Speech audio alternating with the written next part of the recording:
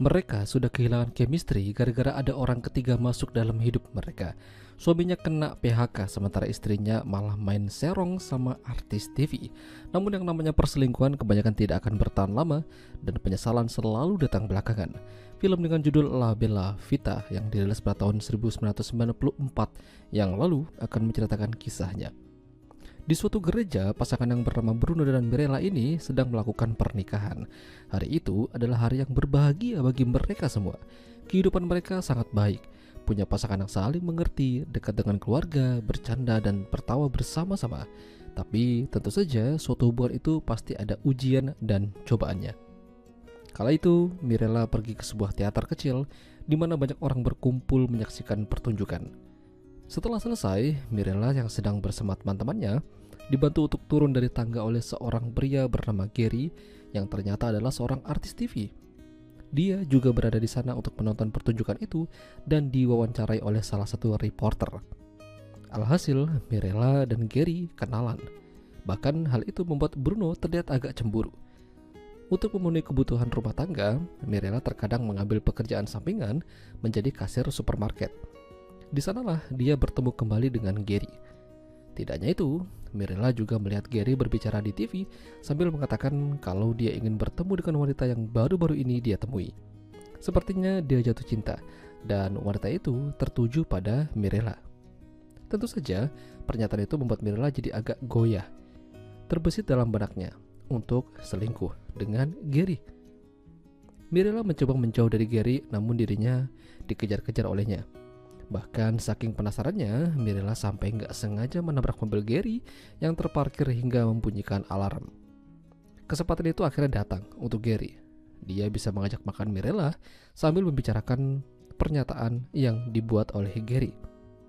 Sepertinya Gary tidak main-main. Dia serius, namun Mirella masih tidak bisa menerima itu. Mirella pulang dalam keadaan yang masih kepikiran ucapan Gary yang serius ingin bersama dengannya. Sampai akhirnya Mirella mendatangi Gary di rumahnya, lalu mereka begituan. Sementara Bruno sibuk kerja di pabrik cari duit, tapi sayangnya tiap rumah tangga itu pasti ada aja cobaannya. Bruno terkena PHK dari tempat kerjanya. Tidak hanya dia, beberapa temannya pun juga kena. Bruno menganggur dan Mirella makin menjadi-jadi mendatangi Gary buat tempur untuk yang kesekian kalinya.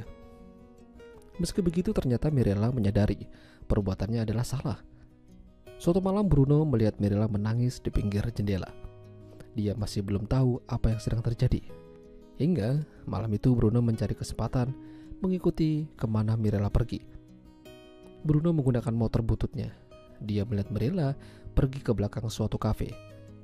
Bruno masuk ke dalam kafe itu dan melihat Mirella sedang masuk ke dalam mobil yang ternyata adalah milik Gary. Malam itu menjadi malam yang menyedihkan bagi Bruno. Dirinya hancur dan lemes. Padahal sebenarnya di dalam mobil itu, Mirella meminta hubungan mereka ini disudahi.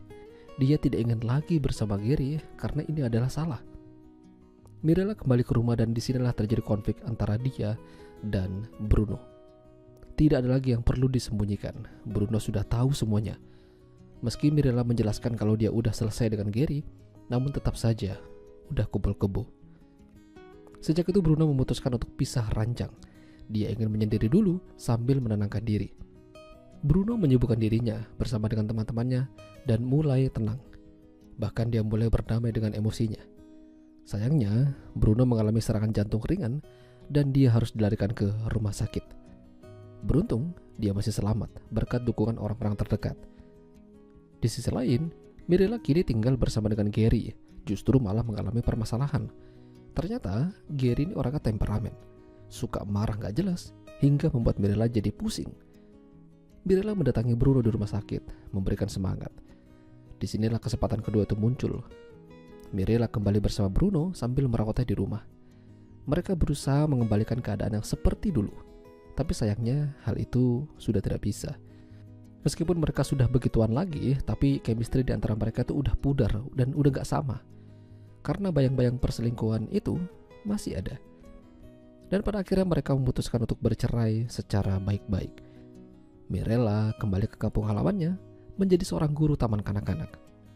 Sementara Bruno bekerja bersama dengan teman-temannya di pantai. Ya, apapun itu, yang namanya perselingkuhan itu tidak dibenarkan. Dan penyesalan selalu datangnya belakangan. Itulah tadi alur cerita film La Bella Vita. Jika kalian suka dengan video ini, jangan lupa untuk tinggalkan like dan sampai jumpa lagi.